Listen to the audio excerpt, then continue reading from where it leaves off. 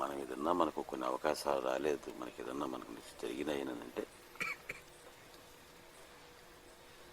ఒక్కోసారి కొంతమందికి కీడులాగా కనిపించేవి కూడా జరగవచ్చు. బాబా ఎందుకు చేశారో ఆయన మన మీద కోపం ఎందుకు ఉంటుంది, మనం హాని చేయాలని ఎందుకు ఉంటుంది? ఎందుకంటే సాయి భక్తులు కీడు జరగటం ఏందని నాన్ సెన్స్ కాకపోతే అసలు అబ్సర్డ్, అది అసలు పారాడాక్స్. సాయి భక్తుడికి కీడు జరిగిందని అంట, సాయి భక్తుడికి కీడు జరగదు, జరిగే క్వశ్చన్ లేదు.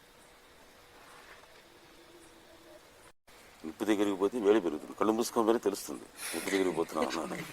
అట్లాగే బాబాకి దగ్గర అయ్యే కొద్దీ ఆయనకి సిమ్టమ్ ఏంటంటే, ఆయన ఇచ్చేటువంటి సిమ్టమ్ ఏంటంటే ఆనందం తెలుస్తుంటుంది.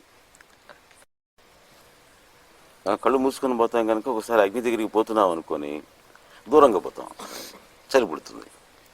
చలి పుడుతుంది అంటే కష్టాలు వచ్చి, కోపాలు వచ్చి, చిడి కలిగి ఇంకేదో సమస్యలు వస్తున్నాయంటే అటు దూరంగా పోతున్నాము. దూరంగా పోవటం వల్ల చలి పుడుతుంది. దగ్గరికి పోతే వెచ్చగా ఉండాలి అని వెనక్కి తిరుక్కొని మళ్ళీ ముందుకు పోవాలి. నేను అగ్ని దగ్గరికి పోతున్నానండి అయినా కూడా చలి పుడుతుందంటే మాత్రం తప్పది, పుట్టదు. బాబా దగ్గరికి అయిపోతున్నాం, బాబాకి చాలా దగ్గర అయిపోయినాం, ఆయన విపరీతంగా ప్రేమించేస్తాం, అయినా నాకు ఇన్ని కష్టాలు వచ్చాయని మాత్రం రావు, తప్పది.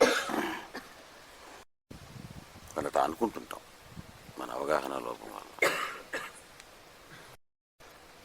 నా భక్తుని నేను పతనం కానివ్వను అని బాబా అన్నాడు. సాయి భక్తుడికి కష్టం ఏమిటాయా అని నేను అంటున్నా.